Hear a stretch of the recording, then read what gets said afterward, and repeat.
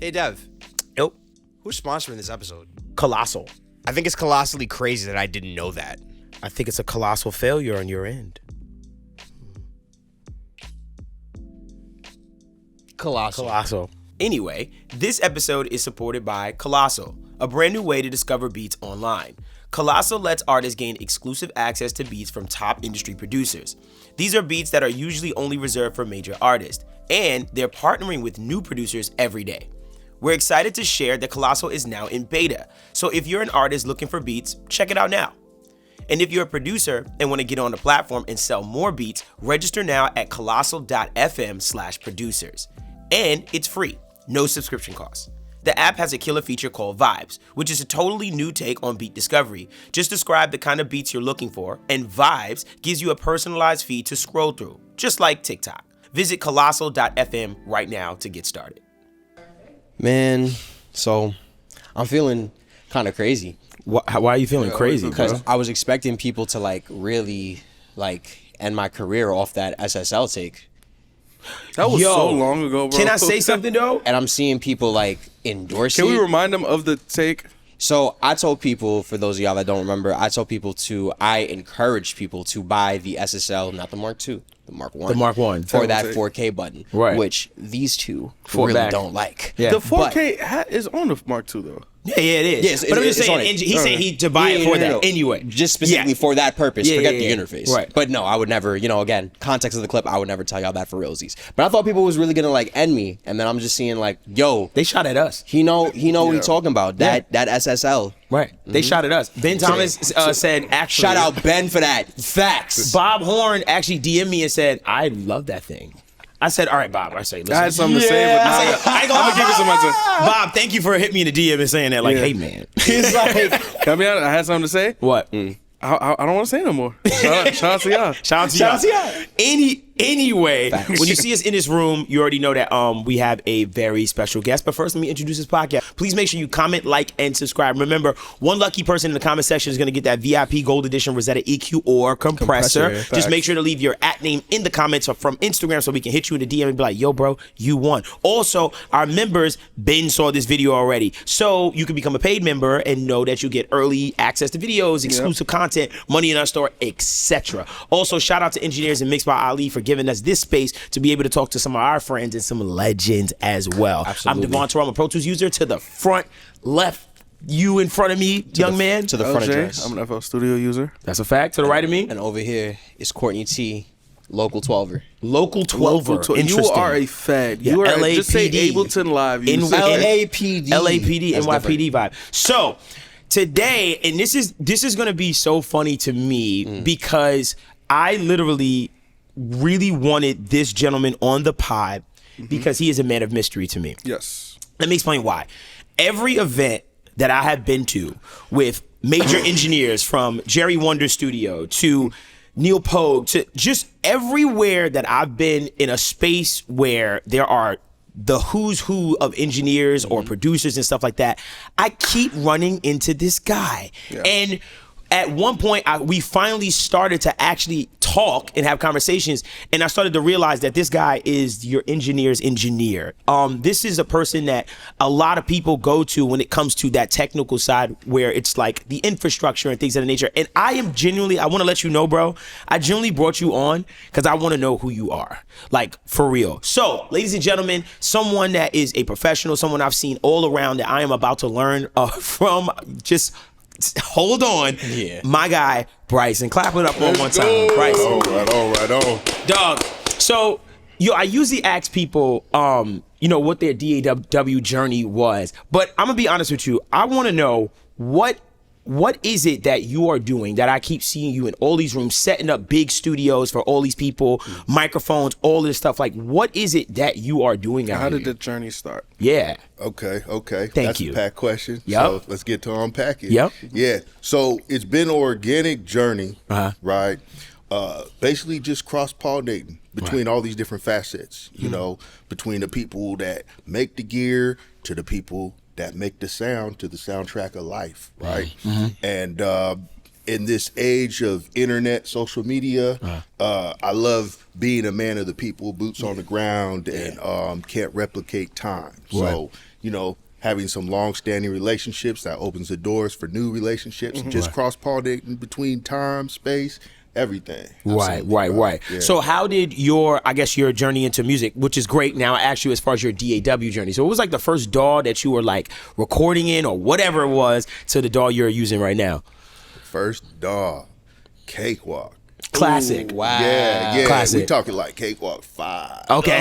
Way nice. That was a banger too. That was like a big one. I think That Cakewalk 5 was a banger. big. It was That a big one. banger. Yeah. And now, since 2011, Studio One. Once he said 2000, Go. You're a Yo. Studio One guy. Wow. Yeah. Once he said 2011, I was like, yeah, he's Studio One, because that's when I started seeing it. And that's when that was the inception of it, right? I think it was 2009. Okay. And then they came out with version 2. And that's what really. Yeah, that's where it was like, okay, this thing's going to mature. It's serious. Yeah. I first heard about it from when Teddy Riley was using it. Yeah. That's Shout when out I was to like, Teddy. what is this DAW like that Yep, he's using and yep. stuff like that? Do you not happy? Let me say this. You're filling a hole in this podcast because they will be like, you never have Studio One people. So, You haven't bro, mad at us. thank you very much. Well, continue your journey, please. Yeah. All right, so there's that, and also I'm from Northern California, San Gotcha. Jose. Okay. Silicon Valley's a part of that as well. Many different sizes, Northern California journey. However, there's a lot of these companies, their origins are from out there, Yes, right? absolutely. So you got Avid from Daly City, right? Okay. You got Universal Audio, Santa Cruz, Scotts Valley, right? Right. You got Burrow, Santa Cruz. Wow. You I got didn't know that. Antares, Santa Cruz, Scotts Valley, Emu. So you got this cross-pollinating between like music. The Bay Area's got a rich history, Northern California, right? Right. Yeah, absolutely. So you got like this half hippie, half entrepreneurial, corporate, Right. Silicon Valley Kind of just thing, just cauldron right. Yeah, of strange digital, fusion. analog, just right. Right. And so it permeates through the whole world, which is wild, right? All in that one spot. Yeah. I All in never that knew one they all came spot. from that Came one from spot. that Yeah, area. yeah. Right. Who would have thought? Shout out to Latin Audio. They out in Silicon Valley. Shout out my Wow. dog Trent. 8-minute drive from the backyard where I spent equally amount of time coming up. Right. East San Jose and West San Jose. So Shout out. the East Side spot. 8-minute drive to Latin. Wow. So that's family. Yeah. Wow. Yeah. So what? Okay, so continue your journey. 'Cause I'm gonna come back to that. Yeah. So let's see. So getting an organic relationship with some of these brands, namely Universal Audio, like way back in 2007. Got you. Early. Yeah, Wow. yeah. Shout Early out to days. my man, Right. Tom Freeman. Uh-huh. Yeah. That's my man. Yeah. So I remember, BA before Apollo. I remember that. And then I remember after Apollo. You know Right. what I'm saying? I BA remember when they won that tech award, and Right. they were an underdog at that time. Right. So Right. shout out to Bill. I was with him the night that they won, and That's what's up. It was wild. It was wild to see the whole journey. Right. Right. Right. Yeah, I was even in one of the ads for one of the Apollo twins. Yeah. I back in the actually day. saw that. Yeah. Okay. And I can send you the graphic because y'all do the great graphics. Oh, you already know, yeah. Right, like, Yeah. bow, bow, So bow. yeah, just Right. go to his Instagram. It's there. How do you in turn link that with the creative side of music and almost become like the man to go to when it comes to putting the right pieces together? You know what's funny was I love gear, right? Right. I love outboard gear. I love hybrid. I love plugins. I love the convenience aspect and the quality, and just always trying to find that perfect balance and a Right. convenience. Right. And so also like just being a bridge between the different worlds, right? There's definitely way less of a disconnect now. And Right. shout out to y'all because y'all pushing that forward. Thank you, man. That means a lot, Love man. it. Yeah, Seriously, yeah, thank you, yeah. man. For Let's real, get bro. that I clap appreciate track. that, dog. Thank you. Heck Everybody yeah. need a clap for that. Bro. So it was wild. I don't know if this is gonna make the final cut, but UA was kind enough to allow me to borrow a prototype 4710D. This is way back, A right? long time ago. Yeah, and so I ran around LA like a kid in a candy store. Like, Right. yo, y'all want to check something out? So shout out to my man Tremaine 67 Williams. Right. He was engineering for Jam and Lewis at the time, working on Usher's album. Wow. He said, yeah, pull up. I want to check that out. So lifelong friends were made as a result of that. Lifelong connections. It kept snowballing from there. But at that time, I'm like, yo, this would be a dope gig, right? Yeah. Right. And I had to basically create my own lane unknowingly at the time. It was just passion driven. Right. You know? Right. And all these years later, it's something I've been doing for many moves now. Wow. Yeah. So you've just made these relationships with these companies and kind of been that guy that kind of like more or less I've seen you just doing showcases and trade shows. Right. Like I see you at everything, just kind of like soliciting for brands and stuff like that and showing people things and stuff like that. Like, so that's how it came up. You just happen to be in this kind of space. The UA thing was there, the 710 classic, and just kind of was the guy like, yo, check this out. And that was it. Yeah, just being from the soil, but also pulling up anywhere, everywhere. Right. And the thing about Northern California is like, shout out to my guy Too Short. I've been, doing system integration for him for many That's years. what's up. And there's just an entrepreneurial spirit out the trunk with it, right? Right. So that's what I always pride myself on is just I'll pull up, touchdown, and if they got questions, I got answers. You know what I mean? For sure. But at the same time, not overtly forcing oneself down the people's throats, right? Exactly. Right. Like just laws of attraction. If you come 10 toes down, you come in the right fashion.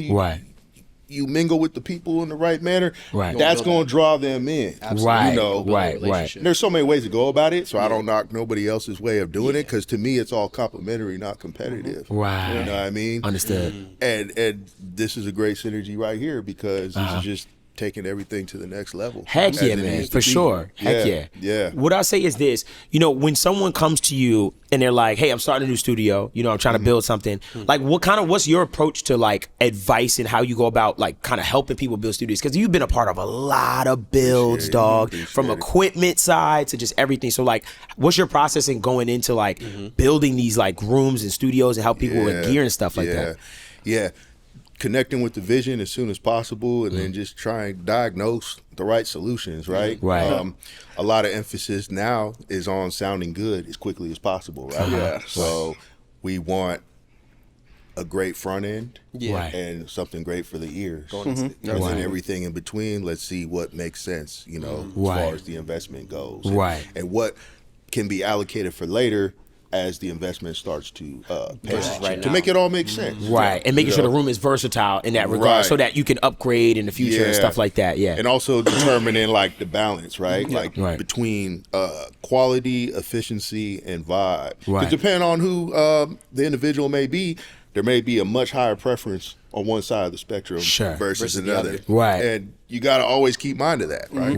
Right. Yeah. Something that we the last time I saw you, right? Yeah. We New was York. at Jerry Wonder Studio, Platinum Sound. Shout out to Platinum. Shout out Jerry Wonder. Jerry had a wonderful speech. Thank you, Jerry, for that speech too. Also, IET. Yeah, that's right, brothers. Yep. And I remember when we were there, speaking of like workflow and making things easy, we were working, and there was a showcase for something called Wolf Audio Patch Bay. Is it okay to talk? Right. Bring it up? Absolutely. Okay. Cool. I want to make sure. I was wondering. I was like, damn, was that an invite? Can I tell you My bad. something? Can I tell you something? Yeah. Like, you watch basketball, bro? I'm sorry, what's that? You watch basketball? Matter of fact, engineering, one of my favorite clients I work with is in the league. Yeah. Oh, wow. I just want to say, he's about to do an ISO Curry to the field. I'm telling you right I now. love how you announced we do this so much. He know like, oh, he about to go crazy. Once I heard Wolf Audio, I said, ooh. Because I've been talking about it. I've been talking about it. Yeah. So like, okay, so when we were at the studio, speaking of like you, I feel like you are one of the people that are very, very knowledgeable of the analog space, but you're very optimistic and open and very, just open-minded about digital side. Absolutely. What you showed me at the at that display for Wolf Audio Patch Bay was mind-boggling. Now, I was already diving into that because I have a love for analog gear, but at the same time, I need that workflow. Can you explain what that Wolf Audio Patch Bay is, like just in general for people? Yeah. So it's a digitally controlled analog patch bay, and the whole signal path is 100% analog, so it's relay based. So similar to a XLR cable where theoretically there's no headroom. Headroom doesn't exist. It's like, oh, what's the sample rate of tape. Similar analogy, Right. right? So that's a major advantage. So the theory is it should have the same quality, uncompromised quality, if you were just straight hard patching XLR from one piece of gear to another. Right. Which some people do if they just want a specific chain on their mix bus. They don't want to get into the rigmarole of dealing with a patch bay, all these cables. So this makes it so convenient because you can have, you know, a tracking chain. You could have a whole mix bus thing. You could share pieces of gear, and you could literally, with the click of a mouse, just flip it. Like, up mix mode, up tracking mode. Right. Yeah. Right. So I'm glad we were able to connect out there from Bro. sea to shining sea. And so I organically, this thing has manifested, this music tech tour. And so it culminated during AES. I've been doing it for years in different cities, you know, different sides of the country. Right. But that one was special because I was able to put together 6 consecutive events, 5 nights in a row. Wow. So the first one was at Platinum. Right. The second night was, shout out to Fab, he had his party at Flux. Flux, yeah. And so Lawton was the sponsor, also UA and Focal. And I have the pleasure of working with all 3 of those brands, so it worked out super organically. Wow. By the way, fun night. Yeah, amazing night. That was Oh, yeah. Oh, yeah. I know what you're talking about, too. That was wow. Yeah. Yo, you came with the FL chain that night, so I knew there was no games to be played. So it's crazy to me because that piece of tech I felt like was like so like I was like I gotta get into that. I've been looking at digital patch bays and stuff. And obviously the reason why is because it's so backwards. I'm so backwards, right? Like I didn't have much as a kid, right? Like, so digital, like straight up, I grew up in the digital era, like understood the analog side, but I grew up in the digital era. And now as I'm getting older, in my head, I'm like, I'm gonna have fun. Like I'm having so much fun with analog gear. And so I've just slowly just been kind of growing my analog side. And as I've been growing, I need more ins and outs and I need more things. Yep. So I started to stumble upon like the digital patch bay world. And then obviously when you showed me that at the presentation, I was like, oh my God, I gotta have it. Because say for instance, right now, my problem in my studio, I have my Audioscape 260 VU. I got 2 Pultecs from Audioscape, and I have like my 2A. And I'd love to use all of them and be able to go, oh, let's put the kick on there right quick, or let's do this right quick, or even go to my Neve and then go to my Pultec, and then I'd love to have different variations of things to go try stuff. But I am kind of I'm in a situation where obviously I don't have enough ins and outs to just be having everything like, you know, plug out, plug that in, go right in, right quick. So when I looked at the digital patch bay, I automatically, my brain just like clicked. And I was like, oh my God, I can literally set this up like plugins in my DAW. I have a question for you on that, actually. Sure. Both of you guys, actually. Again, we keep talking about doing the clips. Very interesting clips that we have coming out in the next, you know. Yeah. But I had to do research off of something you said when you were like, oh, I need to put more money on top to get this patch bay. And I was like, okay. And then I remember you specifically stating that the Flock Audio one was 3,000. So I was like, let me look this up. And I saw a few of them. None of them hit 3,000. And I was like, I don't understand patch bays. You know, I'm sure I'm going to learn. But then I saw the Flock Audio, same digital patch bay you're looking for, and it said specifically 64 point. And I was like, okay, 3 stacks. 64 point.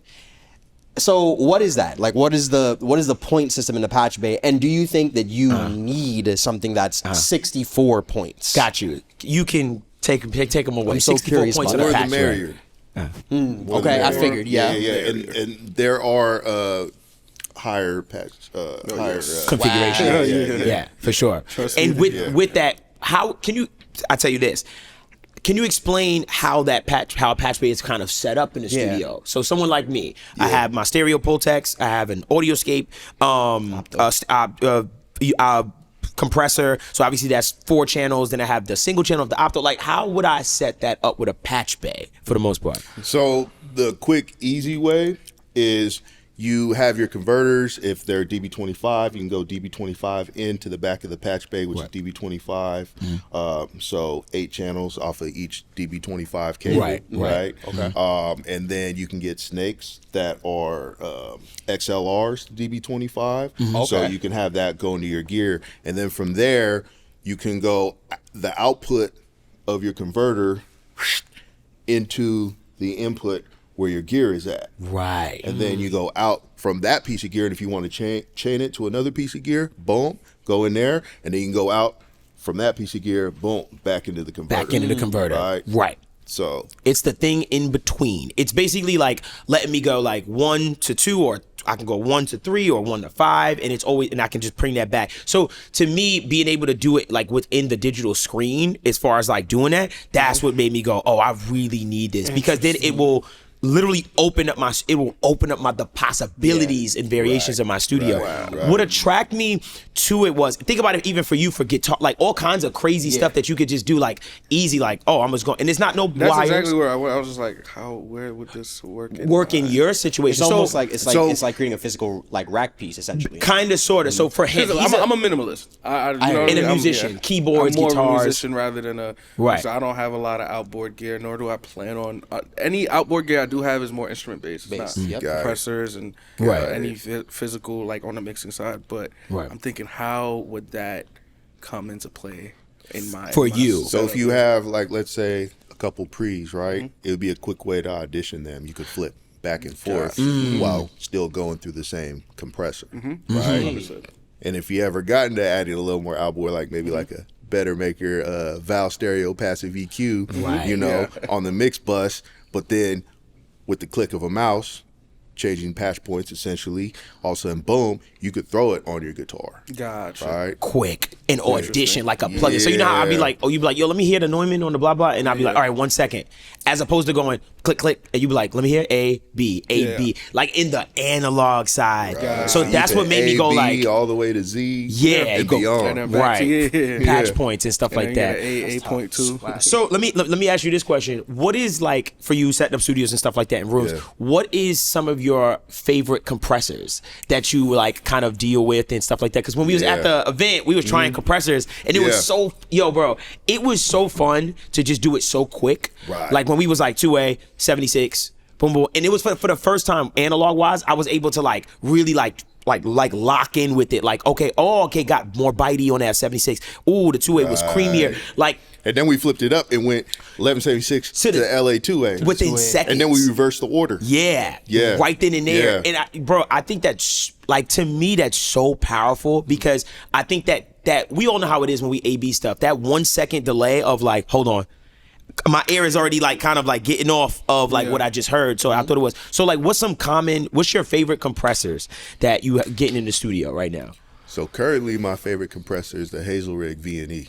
Okay. Oh yeah, that's like a boy. Bob was That's telling a us. boy. Oh yeah, he did mention it. Yeah. And actually, Bob pulled up to the event we did at Platinum the year before and really got to get in Twisted the Knobs. Oh, nice. Yeah. Probably where you got it from. Okay, that's probably we where had you picked a it. secret Twisted track. Shout out to my boy Sean Ross that produced that. So Twisted Knobs and Twisted had a cool little ring to it. Wow. But I'm definitely off that V&E. But also, shout out to UA.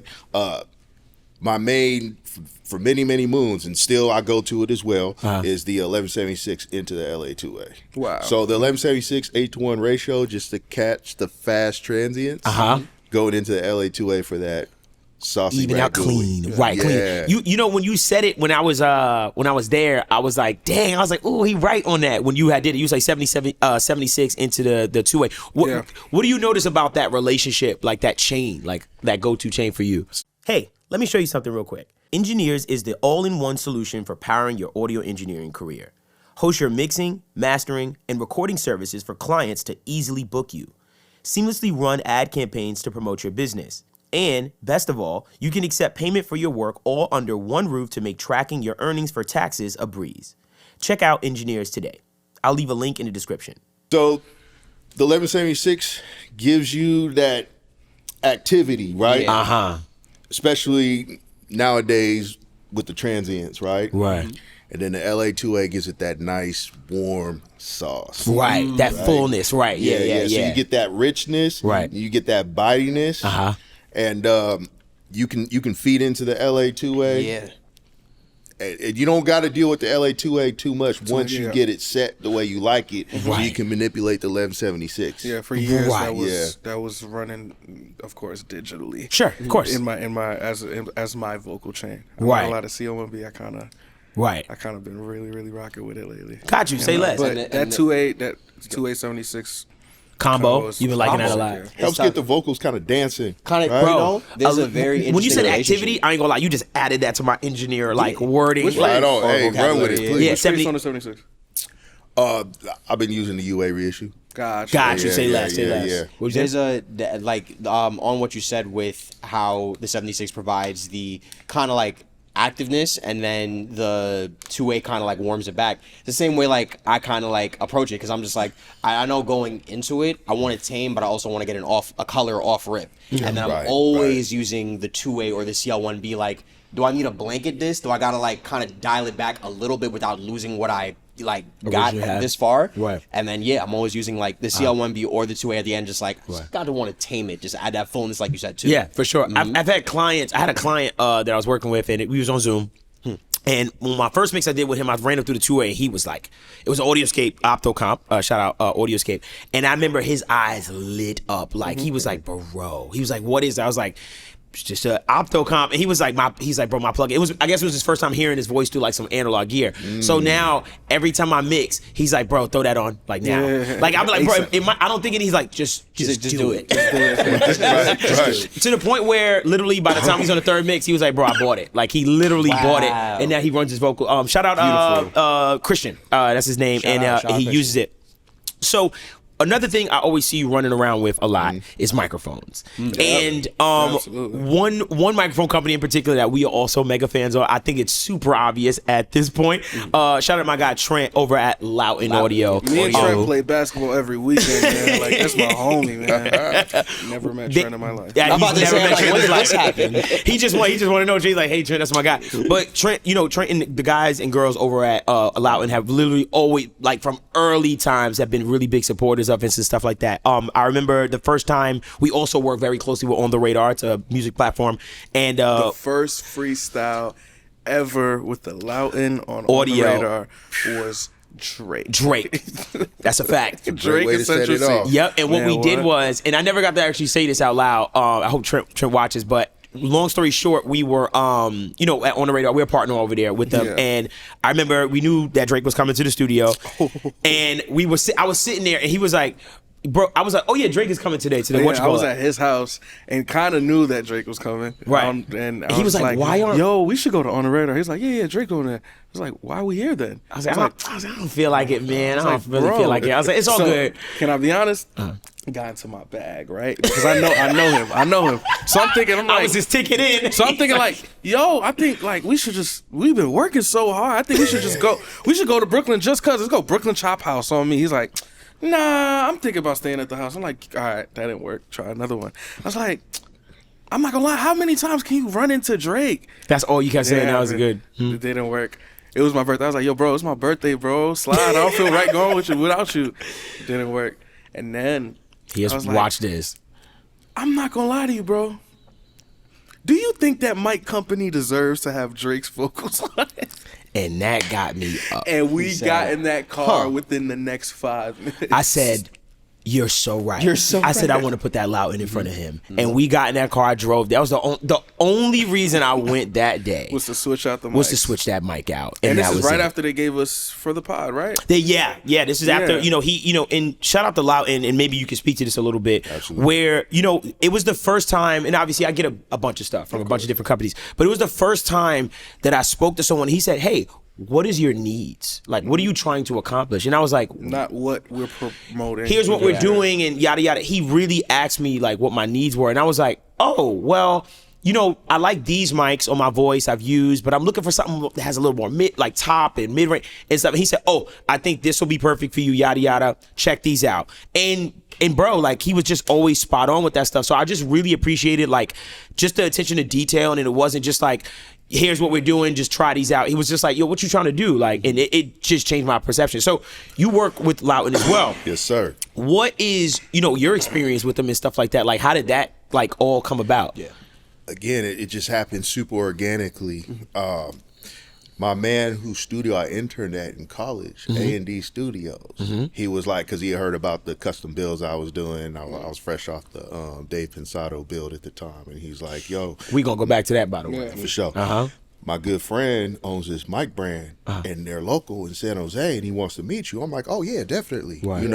And to my understanding, he at that time, which is ended up being true. He's a drummer, right? So I was like, oh, he's a musician as well. Oh, this is dope. And yeah, it was simple. It was like, here, try out this mic and see if you like it. Right. First. And then, we'll figure it out from there. Right. And so, yeah, I set it up, and it decimated the other mic that I was using. Right. And like I said, testament, shout out to Brian over at Lawton, the founder.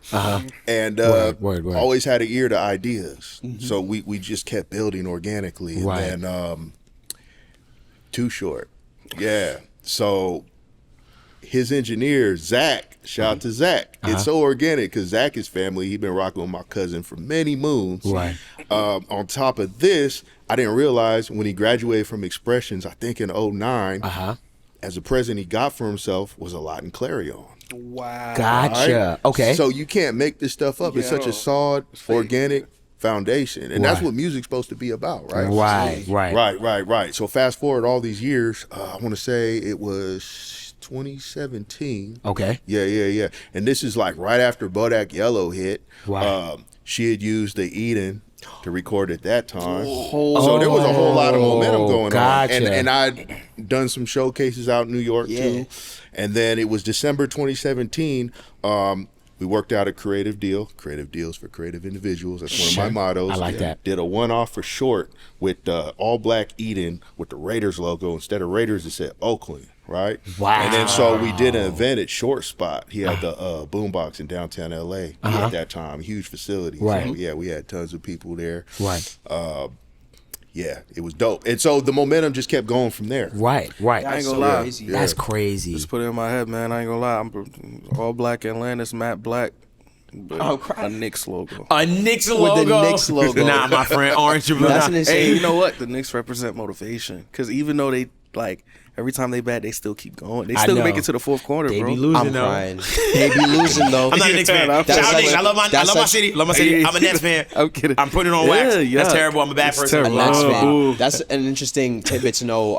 I did not know Bodak Yellow was recorded On an Eden, yeah, and that's I didn't know crazy that. because we thought for a long time that one of the first biggest promotions Lawton got was when Charlie Puth was like doing his course, and then we see in his room like, oh, he's using a Lawton. Right. Was it the Eden, I believe, or the Atlantis? I forgot what it was. I'm not One of the sure, two. but it was back in the day. I remember he was using it a lot back in the day. I was like, wow, okay, but Bodak Yellow was recorded on. But I know that is interesting. Now I want to kind of hit a right. I'm like, Cardi in damn, general, like, that's super fucking. oh yeah. Oh, I do want to say something. I do want to bring rewind a little bit because you mentioned this Dave build. Oh yes, for sure. So what was that like? So you said you did a build for Dave Posada. Yeah, after the Dub Shakes situation got situated, another gentleman moved into the same building, Cole Nystrom. At the time, he was the right-hand man to Dave Pensado.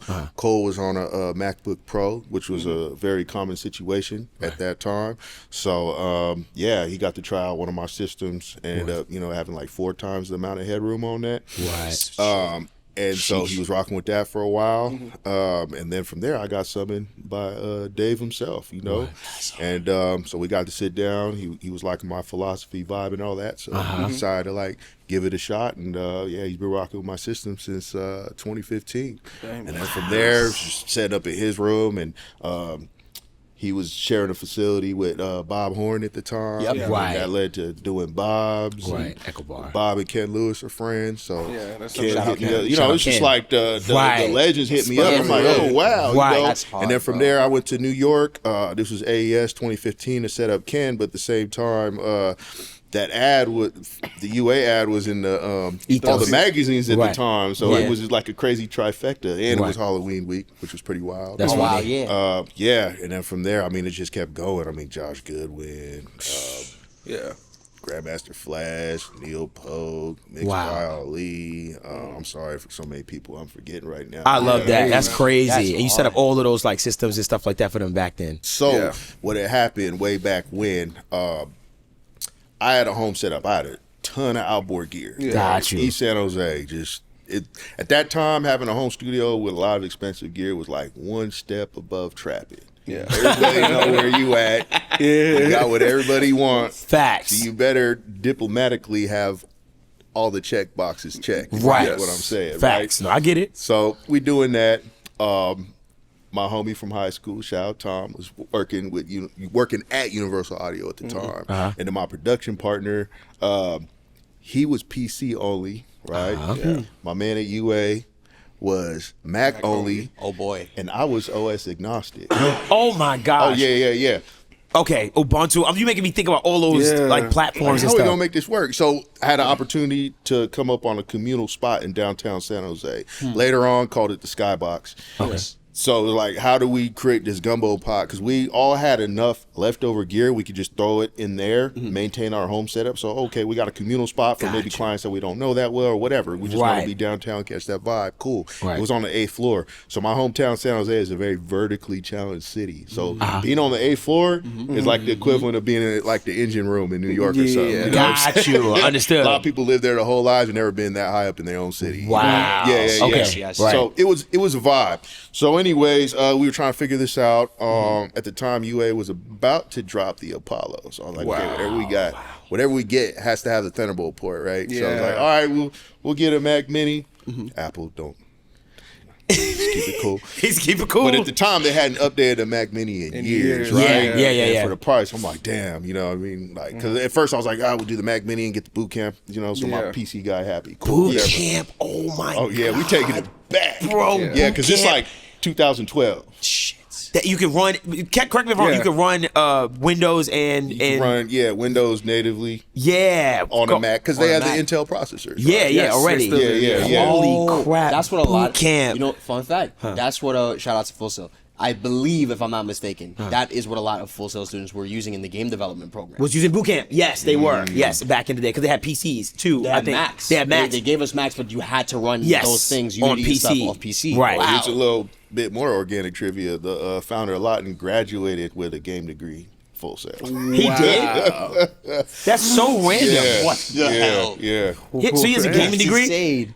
What the heck? We That's might get the fact checkers just to verify this, but Sure. something relevant to that topic. Okay. Yeah. That's crazy. Okay, Yeah. so you threw, all of that gear and stuff like that in the one room. Yeah. So at the time, researching was like, damn, they haven't refreshed the Mac Mini in quite some time, and you know, for what it would cost, I know like custom, PCs because I've been rocking those in my home studio, even though I have a Mac on the side. Right. So I'm like, damn, but. What happened was there was a motherboard that came out that had Thunderbolt ports. Right. And then doing some more research, I found out it was less problematic than ever before to load any OS on it.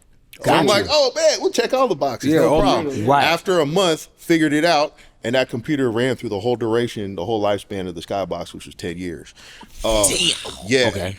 And then from there, the studio I interned at, he needed a system, so I did one for him. So that was the first. Oh, wait, nope. Let me walk that back. So at the time, I was engineering for the MVP of the 49ers the year they went to the Super Bowl in 2012. He was investing in an artist. An artist's brother, they was from Memphis. An artist's brother was a producer, so he was leaning heavy on his old PC. Right. So I ended up doing one for them. And that was the first build I ever did. So it wasn't intentional, right? Right. And then the artist's brother, he went on, well, he had the same name, Teddy Walton. Right, so I was their engineer at the time. And just back real quick on the analog chain, just getting somebody in front of a real analog chain, and then hearing that, what change? Priceless, bro. You that's music, bro. So that was one of them, insane. great feelings that just keep me going in the game. But anyways, back to the computer situation. I did their computer, and then I did the computer at my guy's spot that I interned at years prior. And that one still rocking to this day, actually, matter of fact. Right. So I have pictures of that in a facility, like he even had the Dalai Lama record there one time. Yeah. So then going down to L.A., shout out to my man Dub Shake. So he needed a computer at that time. He had a new studio in North Hollywood, and he had just landed the gig doing the Big Gram, doing tracking and for the Big Grams album, right? Big Boy from Outkast, Fam Graham, shout out to them. Of course, legend. And also he was working with Busta Rhymes when Busta Rhymes would come to the West Coast. So I did a bill for him, and that thing, literally, he just closed down. He moved studios like a few years later, but he just closed down the latest iteration of the studio like 2 weeks ago. And that computer had been running the whole time, and only been like turned off like maybe 3 times. Like literally, they just keep it running. Thank you for. Time. Can I tell you something? Thank you for saying that, because I don't turn my computer off, and I be sitting there like, if I turn this off, it might not be the same. Like when I bring it back on, because I'm kind of facing that issue with my my Apogee Symphony. That's like the interface I'm using right now, and when I turn it off, when I turn everything off, when I use sometimes when I turn it back on, sometimes it takes. I have to like kind of power cycle things a little bit to like kind of like work fully, because I have like a digital controller that comes with the Apogee, and sometimes everything is not like connecting. I think it's because I personally need more ports, because I'm using a MacBook, because I need to be able to travel with like my stuff, but I'm also using like a really high quality like docking hub. Yeah, and there's probably a lot of power being pulled from certain things. So I have my essentials plugged in. So like the interface direct, the external direct. And here's where I want to ask you a question. Yeah. I am old school, I guess, in this thought, where for years I was always the guy and kind of taught from like people I've just seen. I record my audio on my external SSD hard drive, right? Yep. Now today, of course, from being 15 years removed from that, like technology has gotten so much better, right? Internal drives and things of that nature. What is your advice for someone having a MacBook, for instance, and this is like their entire studio where they travel with it, but they also connect to a room, you know what I mean, with their, Symphony or whatever, or the Apollo. What is your advice for them on hard drives and storage? Because I've seen you install things for people too on the space stuff. What would be your suggestion for that? Yeah, I prefer each drive having a dedicated task. Okay. So think of it as like, lanes on a freeway. Yeah. Not only more lanes, more freeways, right? So, having your projects being recorded to an external drive. Also, that reduces the wear and tear on the internal boot drive, because all them, record, stop, erase, that's a lot of additional wear and tear on the drive. Wow, gotcha. Okay, gotcha. And, back in the day, having your sample library, for virtual instruments, having that on a dedicated drive was ideal as well. But now that the actual price of drive storage has come down quite a bit, I don't throw no flags on the play if somebody just wants all their, library content. Got you. Right there on for the sake of portability. Right. Although the 8 terabyte drives still be hitting. Like a mother, 8 terabyte, you said. If somebody wants to go that far. Right. If somebody wants to swing for the fences and they got it like that, hey, who am I to hate? Right. Facts. OD. That's so funny. Go ahead. That's my world.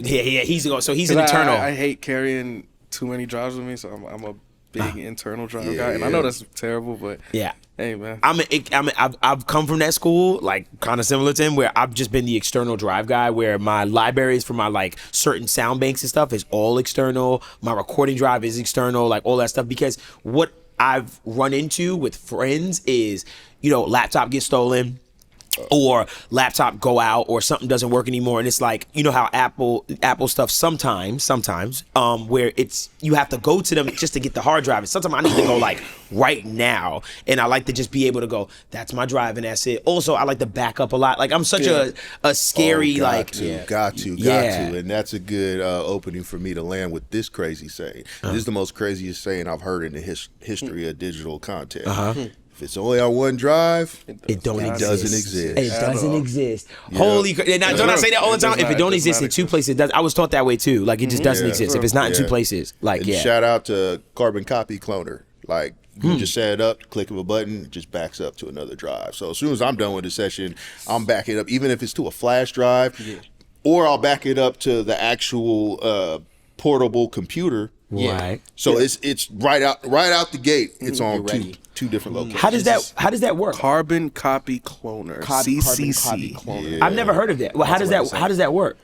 So it's pretty straightforward. It's really straightforward to use, actually. So basically, there's an icon for your source, and then there's an icon for your destination. Okay. So basically, you can either back up a complete drive or just back up individual folders. You can even set it for automated backups. Right.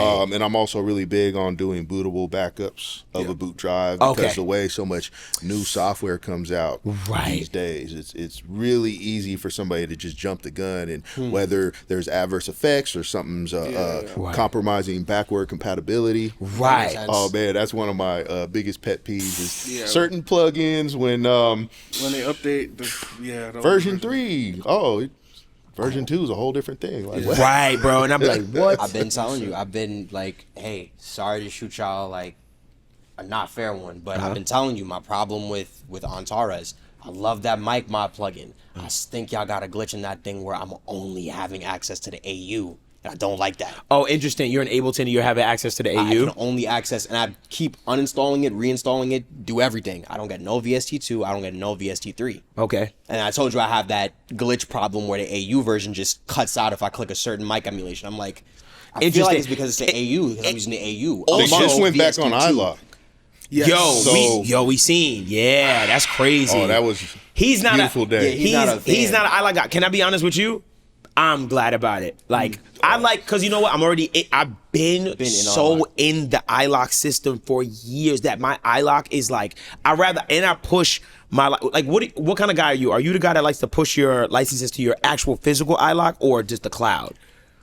Dongle physical. Me I love too. Tangibility. Yeah. If I can hold it, it's on me. Right. If something goes wrong. Right.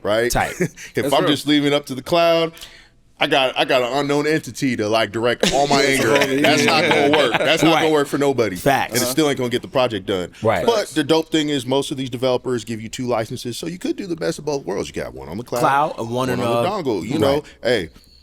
I like the idea of not being able to argue because you got 2 options. Right. Best of both worlds. Right, tight. And I'm like Yeah. that too. Like now I push all my stuff to the dongle because just in case the internet decides to say I need a nap. Like I'll literally just like have all my stuff on the dongle, so I wanted to know. But the Antares thing moving to the how did because we all has like mixed feelings about all the what do you even call them? Those hubs. Like all these hubs that's coming up. Like Antares has one, Waves has Isotope. one, Plugin Native Alliance. Instruments. Yeah, all of them have it. Yeah. Yeah.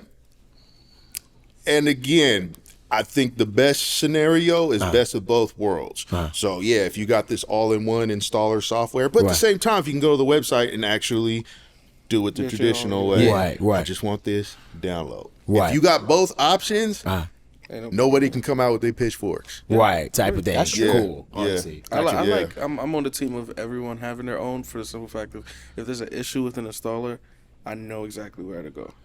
But I also like to keep my installers archived. Yes. Right? Oh, okay. Yeah. Oh, got you. I had a client hit me up and he needed a certain revision of Vocal Synth 2 so he could pull it up. I guess he updated it. Right. And somehow it just got buggy, like, or something happened. Yeah. You know what's funny? I did like the cardinal sin, right? Like I was like, okay, my computer, I don't like how it's running. Like it was a newer computer and I felt like I don't like how it's running right now. Like I was using my Pro Tools and I said, you know what? I'm sick of this. I said, I'm done. I said, I'm going to upgrade everything. I'm just going to update everything one time. And everybody I know to be like, bro, that's a date because you don't know what's about to happen. I said, I'm updating everything. So first I updated my OS. I said, let's start there. Let's start with the back, right? Crazy. I went full blown. I said, I'm sick of this. Updated my OS. Said, cool. Computer came back up. I said, cool. I said, I'm not opening Pro Tools. Updated Pro Tools to the latest version. I said, we going crazy. I made sure, listen, I had nothing to do for like 3 days. I said, we going to go through it together. We going to be fine. Updated my Pro Tools. I remember that moment when I was like, let's open a session. Open the session. Of course, a bunch of my plugins were like, deactivating and stuff because it was switching over to the new M1. It needed to be on the M1 unless I worked in Rosetta on it. But I wanted my plugins to be in M1 because I was like, I feel like, why did I buy this M1 Mac if I'm not like running like on the Silicon? So updated everything. Updated all the plugins that it asked for. And then I went back to the session, and bro, it was the smoothest thing on earth. I was so scared. Only one plugin didn't work. Which one? It was my Acoustica plugin, Space Control. That's the only plugin that when I went to the site and tried to update, it didn't work. Wow. The other problem that I ran into, the only other one was, I noticed that it was like one plugin in my session that was messed up, and it was like Scalar was like freezing my session. Once I deactivated it, the whole session, everything was smooth. Scalar from plugin boutique? Plugin Alliance. I forgot plugin boutique or plugin Alliance. Okay, boutique. Yeah, that was the only plugin that I had. I need to just update it, but that was it. So what I was saying that to say was, when it comes to like, you are the guy that's coming in and like setting up systems, right? And sometimes I'm sure you're dealing with older systems that you're kind of updating and upgrading.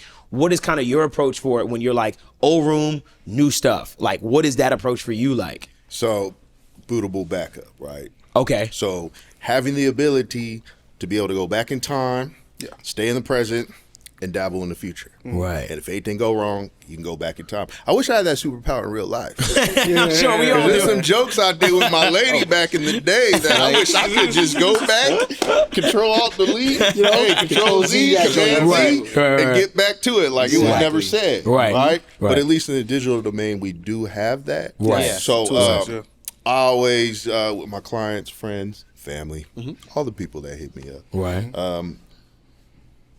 I always advise for a bootable backup. Right. Otherwise, you probably don't want to talk to me if you don't got a bootable backup. Because the first thing I would be like, if there's an issue, can you boot from the backup? Right. Oh, the issue doesn't happen? What changes have you done since you did the last backup? Because I also say only do the backup when you're 100% convinced everything's rocking dead stable. Right. So what have you updated since then? Oh, well, I downloaded this software to convert YouTube to MP3, and now my internet's stupid slow. Right. Oh, okay. Right.